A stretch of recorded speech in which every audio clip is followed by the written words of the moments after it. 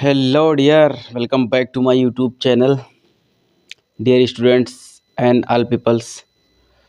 तो हम आते हैं। हमने एक चीज़ बताई थी आप लोगों को कि पीछे हमने एक वीडियो डाली थी, उस पे हमने कुछ बताया था एक सॉल्यूशन को लेकर क्लास 12th के विलियन चैप्टर से थोड़ा बेसिक चीज़ें हमने बैक डाली थी पीछे एक वीडियो में। तो जो है उसे आप लोग पढ़ लीजिएगा, उसे आप लोग देखिएगा। वहाँ पे बिल्कुल बेसिक से स्टार्टिंग है मेरी, ठीक। फिर हम यहाँ पे आए, मतलब बेसिक पहले पढ़ाया हमने, फिर अब आपको हम यहाँ पे समझाने के लिए लाए हैं। तो हम क्या समझाए थे? हम समझाए थे कि वहाँ पे सिंबल क्या होता है, विलियन किसको बोलते हैं, और वगैरह वगैरह कुछ भी जो हमने जितने भी चीज़ें बताई थी वो सब पढ़ लीजिएगा आप लोग। लेकिन हाँ, यकीन मानिए कि अगर आप इस क्लास को ज्वाइन कर रहे हैं, पढ़ रहे हैं, कहीं कहीं से भी इस यूट्यूब चैनल को देख रहे हैं और इस वीडियो को देख कर पढ़ रहे हैं, पक्का है फाइनली जो है हम इतनी तो उम्मीद करते हैं 100% कि आपको समझ में आ जाएगा कि केमिस्ट्री क्या है, कैसे पढ़े जाते हैं, क्यों करते हैं हम लोग, क्या कर रहे हैं, ठीक। तो कुछ ना करते हुए सीधा हम पॉइंट पे आते हैं। तो वहाँ तक कि हमने पढ़ाया था सिंबल, ठीक। वो शायद पीछे हो भी,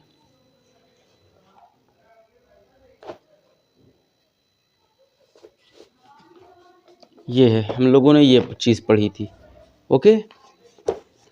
फिर अब हम यहाँ आते हैं। तो वहाँ तक तो हमने जो पढ़ा ठीक है। घटक पढ़ दिया था, कंपोनेंट यानी कौन सा विलियन, मतलब विलियन में क्या होता है, विलेय और विलायक यानी सॉल्यूशन और सॉल्वेंट, ठीक। तो फिर भी हम इसको एक पॉइंट देते हुए चलते चल रहे हैं, फिर आ जाएंगे मोल पे, ऐसे ही पढ़ते आएंगे, ठीक। तो हम स्टार्ट करते हैं विलियन सॉल्यूशन। अब इसकी डिफिनेशन देखिए, पीछे तो हमने एग्जाम्पल से समझाया था ना, अब ऐसे ही हम समझाएंगे। कोई भी चीज़ अगर आएगी, मोल अगर आएगा तो उसको पहले हम नहीं समझाएंगे कि मोल की डिफिनेशन क्या है, पहले आपको एग्जाम्पल देंगे, है ना। फिर जब आपको डिफिनेशन बताएंगे 100% आपको समझ में आ जाएगा कि क्या होता है मोल। तो वैसे ही हम स्टार्ट करने वाले हैं। विलियन यानी सॉल्यूशन क्या होता है, तो पीछे आप लोगों ने पढ़ा भी है ना, कि जब दो कंपोनेंट को, मतलब दो दो घटक को आपस में मिलाया जाता है तो उससे बने पदार्थ को, यानी उससे बने मॉलिक्यूल्स को हम विलियन बोलते हैं, ठीक। तो ज़्यादा ना ध्यान देते हुए हम सीधा डिफिनेशन पे चलते हैं। दो या दो से अधिक समांगी मिश्रण को ही विलयन कहते हैं। समांगी मिश्रण मतलब, समांगी मिश्रण वही है भैया जो घुल जाए एक दूसरे को, ठीक। उसे ही समांगी मिश्रण, बहुत ध्यान मत डालिए, बहुत ज़्यादा जोर मत डालिए दिमाग पे, एकदम प्रेम से समझिए। विलयन यानी दो या दो से अधिक समांगी मिश्रण को विलयन कहते हैं, ठीक। अब नोट पे आ जाता है क्या, इसे नोट पे डालिएगा आप लोग। हमने पहले एक अपने कॉपी में एक नोट्स बनाए हैं, एक हमने राइटिंग, ठीक। तो ये चीज़ पहले हम बना लेते हैं अपनी कॉपी में, उसके बाद हम आप लोगों को हम ये समझाते हैं कि क्या ये कैसे हुआ, है ना। जैसे विलियन हम अभी साथ में लिखते चलते और आपको सबको समझाते चलते तो उतना कंफर्टेबल, मतलब तुरंत दिमाग में आ भी ना पाता कुछ चीज़ें, और कुछ चीज़ें जो है उतने मतलब अच्छे तरीके से ना क्लासीफाई हो पाती, ठीक। तो इस वजह से हम पहले लिख लेते हैं, उसके बाद आपको समझाते हैं, ठीक। और आखिर में हम बोर्ड पे भी पढ़ाएंगे, ऐसी बात नहीं है, बोर्ड पर हम पढ़ाएंगे, व्हाइट बोर्ड पर, तो वहाँ पे अच्छे से और समझा जाएगा। तुमने कहा दो या दो से अधिक समांगी मिश्रण को विलयन कहते हैं। अब नोट, यहाँ पे इंपॉर्टेंट सिंबल एक होता है, वो आप लोग ध्यान में रखिएगा। जैसे इन्होंने जो विलियन बनाया था उसको पहले देख लीजिए, ये है A+B विलियन बनता है, मतलब कंपोनेंट, दो कंपोनेंट मिले तो विलियन। जिसमें हम लोग बोलते हैं ए को विलायक यानी सॉल्यूट, क्या बोलते थे, सॉल्यूट, और बी यानी विलेय सॉल्वेंट, ठीक। तो दोनों मिला के सोल्यूशन बनता था। अब इसमें इंपॉर्टेंट सिंबल हमको ये याद रखना है कि जो WA, WB, MA, MB, NA, small NA, small NB और कैपिटल VA, कैपिटल VB, ये क्या होता है, कैसे होता है, ठीक। तो जिसे हमने WA लिख दिया है, पीछे हमने पढ़ाया था ना, आपको कुछ सिंबल भी दिखाए थे, हमने कहा था याद कर लीजिए उसको ध्यान से, बस याद मत करिए, उसको ध्यान में बिठा लीजिए। तो A का W विलायक का आयतन, ठीक। मतलब कि A का W, ये जो होता है W और A का W, जिसे कहते हैं मेरी कॉपी, ठीक। तो वैसे कहते हैं A का W, तो A क्या होता है, विलायक, और W होता है आयतन। तो A का आयतन, विलायक का आयतन, ओके, ये कहना है इनका। तो ऐसे ही इसे कहीं आपको आगे चलकर क्वेश्चन में पूछेंगे भी, है ना, न्यूमेरिकल्स में, ठीक। कि विलायक का आयतन निकालिए, यानी WA निकालिए इसका, ठीक। तो वैसे डब्ल्यू बी का होता है, मतलब विलेय का द्रव्यमान, एम ए विलायक का अणुभार। एम तो आप लोग जानते हैं इसको अणुभार से नोटिफिकेशन, और ए विलायक होता है तो पता ही है, यानी सॉल्यूट और सॉल्वेंट। ठीक, तो जो है एम ए विलेय का अणुभार। ठीक, अब स्मॉल एन ए विलायक के मोलों की संख्या, विलायक के मोलों की संख्या, एन बी विलायक के मोलों की संख्या। ठीक, और विलेय के मोलों की संख्या। अब वी ए होता है विलायक का आयतन। ठीक, वो भी तो वॉल्यूम जानते ही हो, और ए बी प्रोडक्ट है सब, और वी बी विलेय का आयतन। ठीक, ये चीज़ इतना ध्यान में रखिएगा। अब हम आते हैं नेक्स्ट पॉइंट मोल पर, कि व्हाट इज मोल, यानी मोल क्या है। इसको पहली बात तो हम डिनोट करते हैं स्मॉल एन से, ओके, इसको रिप्रेजेंट करते हैं स्मॉल एन से। फिर अब हम चलते हैं, इसका फार्मूला क्या होता है, तो is N equal to W by M. अब डब्ल्यू क्या होता है भैया, आयतन होता है ना, डब्ल्यू आयतन होता है, और एम क्या होता है, अणुभार, यानी कि मोल बराबर आयतन बटे अणुभार, द्रव्यमान बटे अणुभार। ठीक, यही होता है द्रव्यमान या आयतन की, मतलब ग्राम में ले लीजिए या फिर किसी चीज़ में। ठीक, ग्राम में, लीटर में, कुछ भी कर लीजिए, तो मोल बराबर द्रव्यमान बटे अणुभार, ये होता है किसका फार्मूला, मोल का। ठीक, अब मोल को हम इस तरीके से भी बना देते हैं, ये भी फार्मूला है उसका। ये देखिए इंपॉर्टेंट पॉइंट हम कह रहे हैं कि ये चीज़, ये तीनों आप लोगों को रटा होना चाहिए, बिल्कुल रटा, 100% आगे आप बहुत ही आसानी से क्वेश्चन लगा लेंगे अगर ये रटा रहेगा तो। अब देखिए यहाँ पर क्या है पता है, एन बी क्या है, वही जो हमने बताया था भाई, विलेय के मोलों की संख्या, तो विलेय के मोलों की संख्या। डब्ल्यू भी है विलेय का ग्राम में द्रव्यमान, विलेय का द्रव्यमान यानी ग्राम में। ठीक, एम बी यानी विलेय का आणविक द्रव्यमान। ओके, इतना चीज़ फाइनल हुआ, फाइनल हो गया होगा, है ना। तो आप लोग इसका स्क्रीनशॉट ले लीजिए, या फिर इसको सेव कर लीजिए अपनी मेमोरी में, और नोट्स अपना बनाइए आप लोग। और एक काम करिए, इस सब चीज़ का नोट्स अगर आपको चाहिए तो टेलीग्राम पर एक चैनल हम बनाए हैं, आप वहाँ से ये सब जो है जाकर ले सकते हैं, बिल्कुल फ्री में, कोई प्रॉब्लम नहीं। लेकिन आप लोग पढ़िए किसी भी तरीके से, समझ तो जाइए हुआ क्या सब्जेक्ट है। ठीक, ओके। अब देखो दूसरे पे आए हैं हम, विलयन की सांद्रता, जो सॉल्यूशन हमने पढ़ा था उसकी सांद्रता आप कैसे यहाँ पे निकालेंगे। ठीक, सांद्रता मतलब वही होता है, जैसे आप लोग क्या बताएं आपको, जैसे एक नींबू ले लीजिए, एक गिलास पानी ले लीजिए। ठीक, इसमें मिलाया, तो जिसका क्या प्रभाव ज़्यादा पड़ा, किसका कितना प्रभाव पड़ा, इसी को हम लोग बोलते हैं सांद्रता। ठीक, नींबू पानी में किसकी सांद्रता अधिक है ना, किसकी सांद्रता कम है, विलयन की।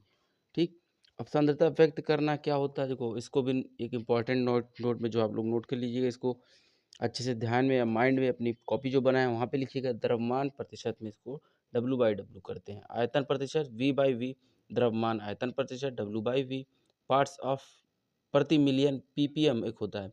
ठीक, अब मोल अंश, मोलरता, मोललता, नॉर्मलता किसमें, विलयन की सांद्रता में आता है। सांद्रता व्यक्त करना होता है जब, कि विलयन किस टाइप का है ना, विलयन में किसका प्रभाव ज़्यादा है, किसका कम है, तो इस सभी में ये सारे पॉइंट आते हैं। अब इन सभी पॉइंट में मोल अंश, एक मिनट दिखा दें आप लोग को, ये देखिए मोल अंश यानी मोलरता, फिर मोलरता तो जानते हैं, मोलैलिटी, मोलैरिटी मोलरता हो गया, मोलैलिटी ये मोललता हो गया, और नॉर्मलता हो गया नॉर्मैलिटी। ठीक तो ये सब चीज़ आप लोग ध्यान में रखिए। तो ये इतना पॉइंट हो गया, लेकिन इसमें से इम्पॉर्टेंट मोल अंश से नॉर्मलता तक की है, जो कि क्लास 12th क्या और भी आगे लगभग सभी क्लासों में यही कॉमन होता है लगभग, और बाकी आते हैं भी बट लेकिन इतने क्वेश्चन नहीं आते, ये इंपॉर्टेंट माना जाता है। तो अब हम सीधा चलते हैं मोलरता पे, यानी मोलरता, मोलैरिटी, इसको इंग्लिश में बोलते हैं मोलरिटी, रिप्रेजेंट करते हैं कैपिटल एम से। ठीक तो ओ सॉरी स्मॉल एम से।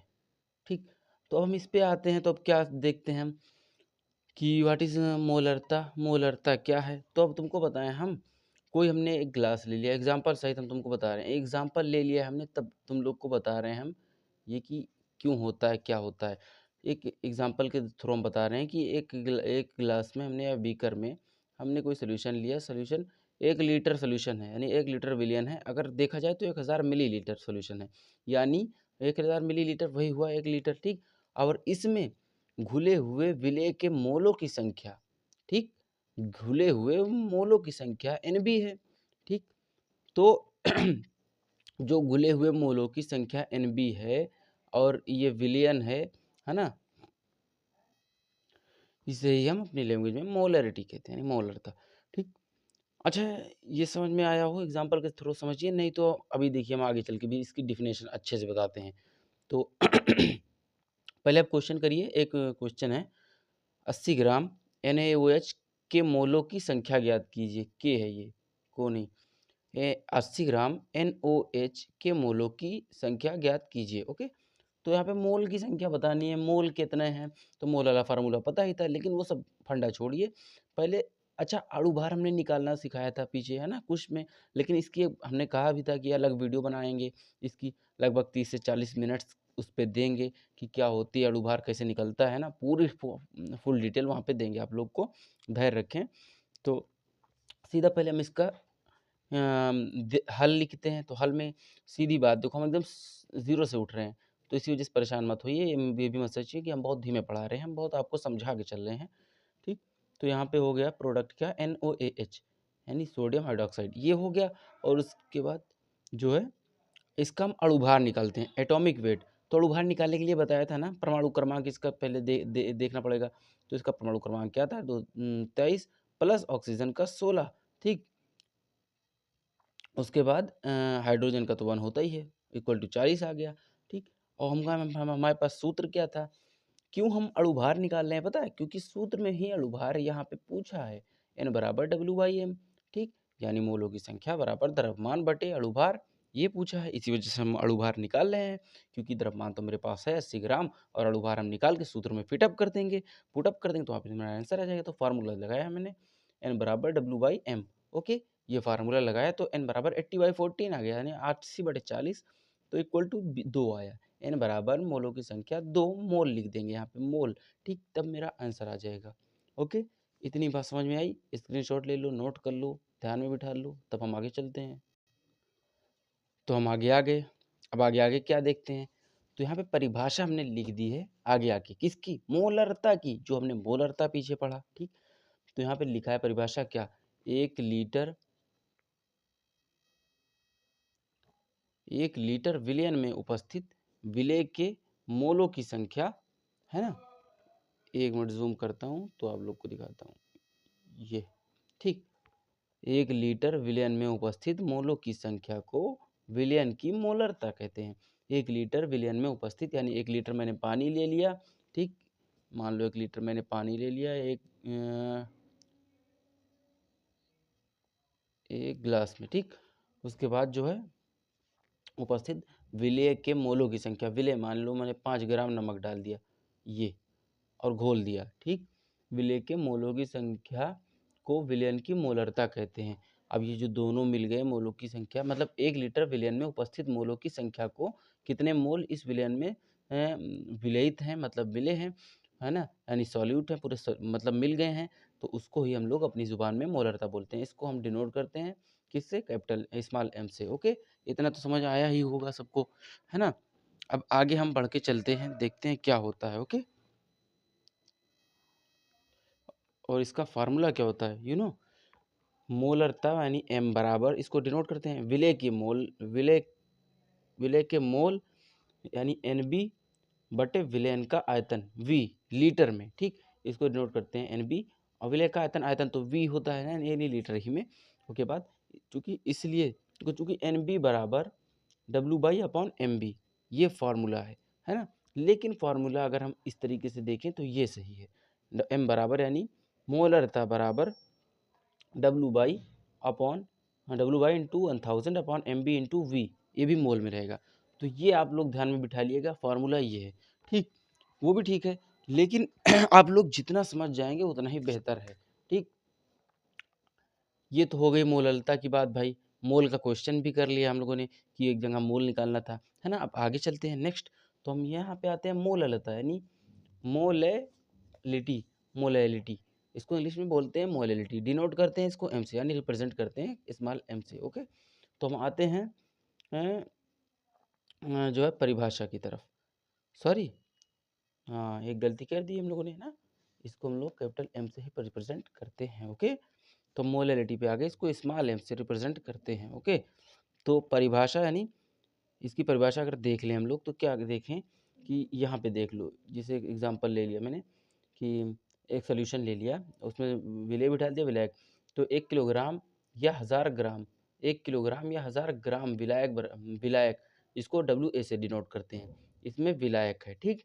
और घुले हुए विलेय का मोल इसमें कितना है? NB, N स्मॉल n और B, ठीक? 1000 यानी 1 किलोग्राम विलायक में 1 किलोग्राम विलायक में घुले हुए विलेय का मोल NB है। अब डेफिनेशन पे आते हैं। देखो इतना चीज़ दिमाग में बिठा ला, अब डेफिनेशन देखो तो अब समझ में आएगा। परिभाषा, 1 किलोग्राम विलायक में उपस्थित विलेय के मोलों की संख्या को विलयन की मोलरता कहते हैं। यानी 1 किलोग्राम में उपस्थित विलेय के मोलों की संख्या को विलयन की मोलरता कहते हैं। उसमें था इसी का जस्ट उल्टा, है ना, कि 1 लीटर विलयन में उपस्थित विलेय के मोलों की संख्या को विलयन की मोलरता कहते हैं। इसमें है 1 किलोग्राम विलायक में उपस्थित, ठीक, विलेय के मोलों की संख्या को जो है मोलरता कहते हैं, ठीक। अब हम आते हैं इसको फार्मूले पे, इसके स्मॉल m से डिनोट करते हैं। तो पता है विलेय के मोलों की संख्या यानी N कैपिटल B और अपॉन विलायक का केजी में द्रव्यमान, विलायक का द्रव्यमान W और A यानी केजी में, ठीक। तो M बराबर W into 1000 upon MB into WA ग्राम में।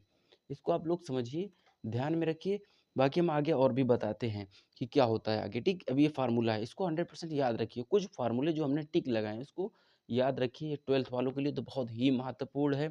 100% ये क्वेश्चन आएगा, बोर्ड में भी आएगा, दिमाग में छाप लो कि आएगा। और ये बोर्ड में ही नहीं, अगर आप आगे केमिस्ट्री पढ़ रहे हैं तो आपका एक समझ लीजिए एक चलने वाला बेसिक प्लेटफॉर्म है। यहाँ से अगर आप समझ गए तो पक्का है आगे कोई प्रॉब्लम नहीं होगी। अब यहाँ पे आ जाइए, नेक्स्ट टॉपिक क्या है मेरी, 12th का ही चल रहा है, परेशान मत होइए, लेकिन हम बहुत बेसिक से उठ रहे हैं ना।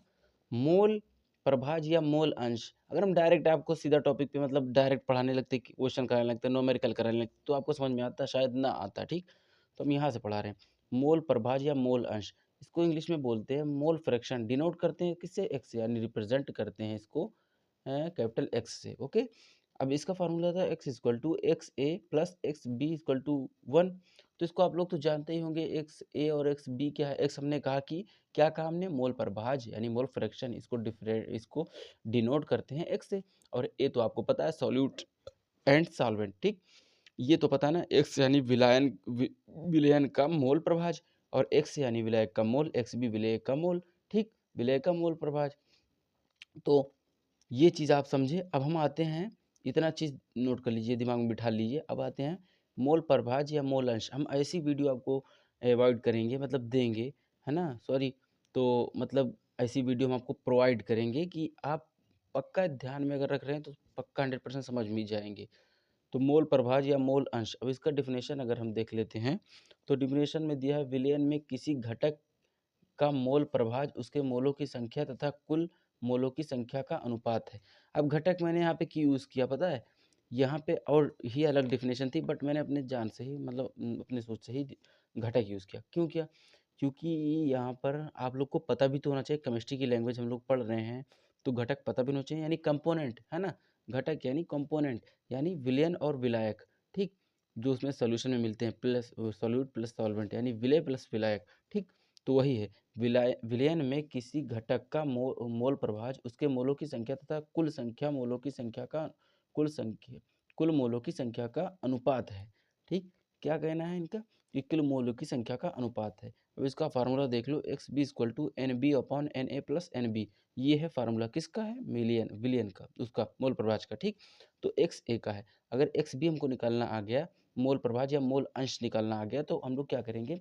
X A equal to n A upon N A plus N B. ये तो पता ही है आप लोग को, हम पीछे इसी वजह से बेसिक्स एकदम पूरा बताए हैं कि इंपॉर्टेंट भाई सिंबल आप लोग याद कर लीजिए। कुछ संकेत हैं, ये संकेत थे सब, आप लोग को ये सब याद करने चाहिए थे, है ना, कि नहीं?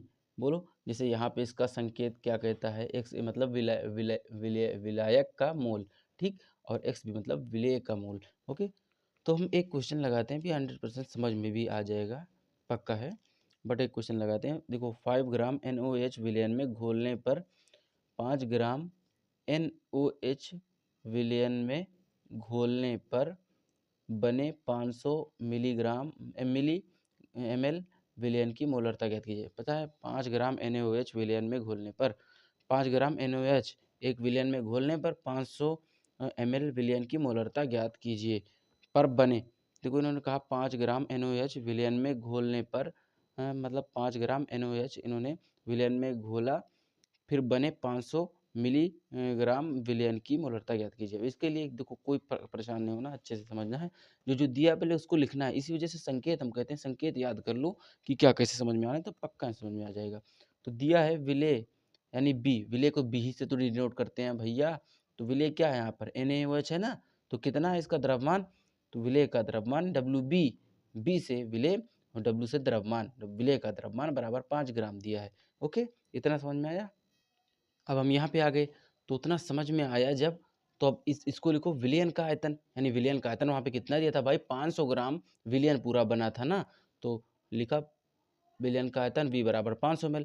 और ज्ञात क्या करना है, मोलरता यानी मोलैलिटी, ठीक, मोललता मोलैलिटी, ठीक। और उसका फार्मूला क्या बताया था मैंने, अब तो आ गया ना उठ पहाड़ के नीचे, अब समझो मोलल फार्मूला मोलरता, ठीक। तो यहाँ पे है capital M is equal to WB upon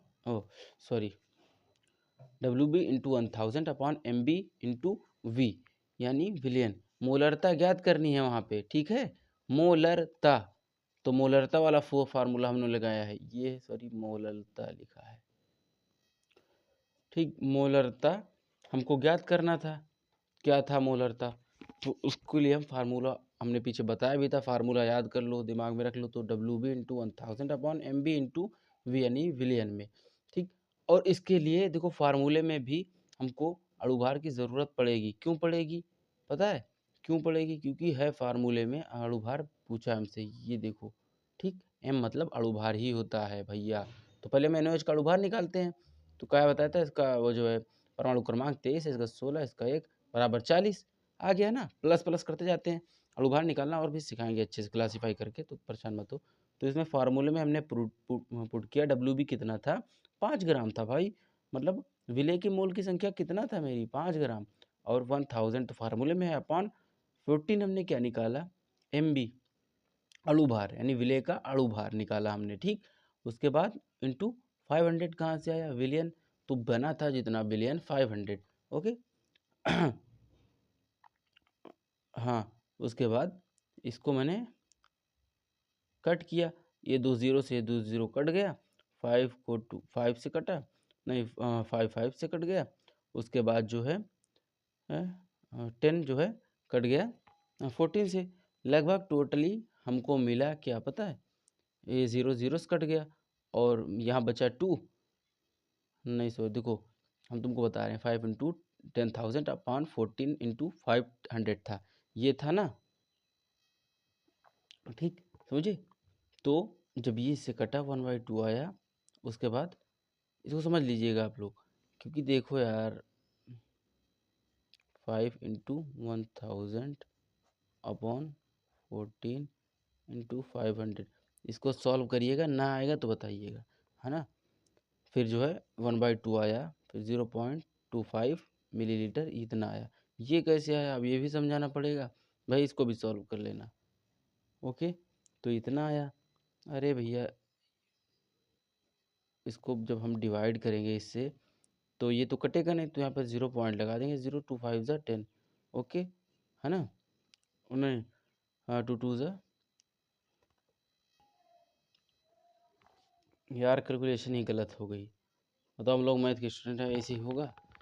तो देखो कैलकुलेशन हम आपको यहाँ से करके दिखाते हैं, ये मेरा गलत है, लेकिन सही है, आंसर सही है, यहाँ पे 4 होना चाहिए बस। इसको जब हम कट करेंगे 1/4 आएगा, मैंने 1.2 लिख दिया, इसे सीधा पॉइंट भी लिख दिए थे। देखो 5 इंटू 1000 अपॉन 14 इंटू 500, तो ये 0 से 0 कट गया, ये 0 से 0 कट गया, और ये 0 से 0 कट गया, 5 5 कट गया, बचा 1/4, ठीक।